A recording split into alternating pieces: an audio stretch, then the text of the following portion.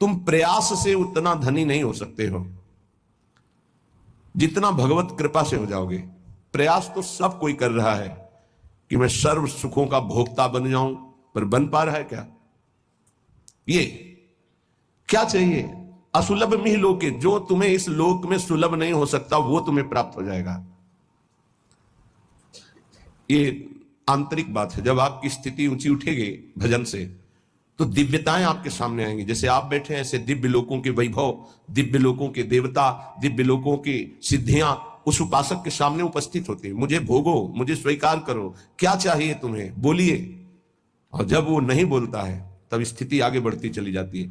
आखिर में श्री भगवान को आना पड़ता है, क्या चाहिए। जब उनसे भी नहीं बोलता है तब वो अधीन हो जाते हैं और संग संग डोलते हैं। जहां मेरा भक्त चरण रखे वहां रखूं मैं हाथ, पीछे पीछे मैं फिरूं कभी न छाड़ू साथ। मान लो मेरी बात, अगर नाम जब चल रहा है तो असुलभ मिह लोके लब्धुमिच्छस्य यत्नाद, जो बड़े प्रयास से यहां प्राप्त नहीं हो सकता वो तुम्हें प्राप्त हो जाएगा। सबसे बड़ी बात, सूक्ष्मता से विचार कीजिए। आप धन क्यों चाहते हैं? तो उत्तर आएगा भोगों के लिए। सीधी बात है।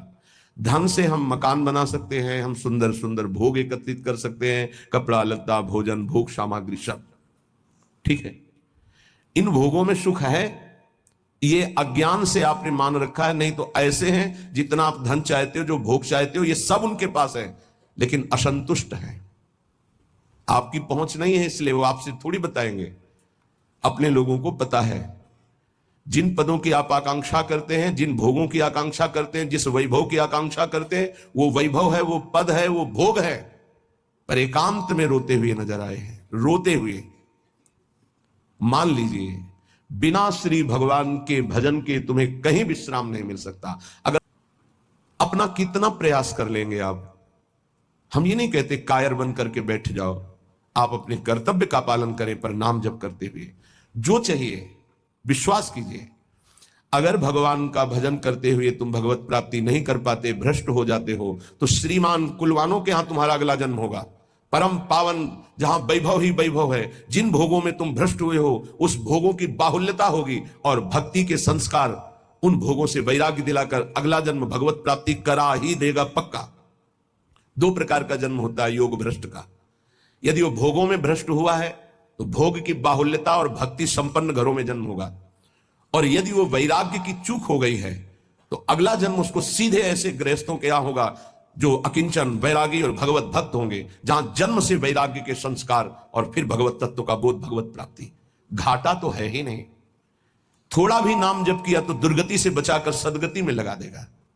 जो चाहिए वो प्राप्त। विश्वास कीजिए। पर किसान भी खेती बोता है तो इंतजार करता है, सुरक्षा करता है, सींचता है, निकालता है, तब वो जाकर के कहीं फसल प्राप्त करता है। ऐसा नहीं कि दूसरे तीसरे दिन उसे फसल मिल जाती है। आज आप नाम जपना शुरू, सोचते हैं एकदम चमत्कार हो जाए, जो कहा जा रहा है एकदम संपत्ति आ जाए, एकदम सारे दुख मिट जाए। ऐसा नहीं होता, ऐसा नहीं होता। कोई कार्य एकदम ऐसे नहीं होता। उसकी भूमिका बनती है। पहले अनर्थों की निवृत्ति होती है, जिसको पाप कहते हैं। पाप प्रवृत्ति का नाश होता है। पहले पाप नाश, फिर पाप प्रवृत्ति का नाश, फिर भागवतिक भावों का उदय, फिर जो चाहोगे वो प्राप्त हो जाएगा। विपुल धन स्त्री पुत्र गे हो तमादि, उत्तम स्त्री उत्तम पुत्र उत्तम धन जो चाहिए मिल जाएगा। भगवान ने कहा है, आर्त अर्थार्थी जिज्ञासु ज्ञानी चार प्रकार के भगत होते हैं। एक संकट निवृत्ति के लिए, एक धन प्राप्ति के लिए। धन भी चाहिए तो श्री हरि का भजन करो और अपने कर्तव्य का पालन करो, और जैसे तुम्हें वो रख रहे हो वैसे राजी रहो। आगे चलकर जब इस फसल की अन्न राशि एकत्रित होगी, अर्थात तुम्हारे इस भजन का फल आएगा, तो निहाल हो जाओगे, इसी जन्म में निहाल हो जाओगे। मान लीजिए, प्रार्थना है, मान लीजिए, ये मनमानी आचरण बंद करके भगवान के आश्रित होकर नाम जप कीजिए। ये तुम्हारे गंदे आचरण, गंदा भोजन, गंदे विचार, ये तुम्हारा नाश कर देंगे। जो तुम्हें लगता है अरे कुछ नहीं है, जब विपत्ति और संकट और पापों का फल आता है तब समझ में आता है कि हमने क्या गलती की है। इसलिए कर निपतित मुक्तिम कृष्ण भक्तिम, बहुत सुंदर बात कर। यदि तुम्हें विपुल धन चाहिए, सुंदर स्त्री चाहिए, पुत्र चाहिए, वैभव चाहिए, उत्तम घर चाहिए, सच्ची मानिए, बार बार सच्ची इसलिए करें कि आप विश्वास कर लीजिए, विश्वास कर लीजिए। बिना किसी प्रयास के अनायास ही अनंत ब्रह्मांडों का सृजन भगवान ने किया है। ये तुम्हारे लिए कुछ बड़ी बात नहीं है। तो क्यों नहीं कर देते भगवान? इसलिए नहीं कर देते कि तुम अपने अहम को पुष्ट किए हो, तो अहंकारी को अपने कर्म का भोग भोगना होता है। ये सिद्धांत है। अहंकार विमूढ़ात्मा करता हमिति मन्यते, तो भोगता उसको बनना पड़ेगा। अवश्यमेव भोक्तव्यम कृतम कर्म शुभाशुभम। और अगर अहंकार भगवान के चरणों में समर्पित कर दो तो जीवन का वो प्रकाश, वो आनंद, वो वैभव कैसे तुम्हें बताएं।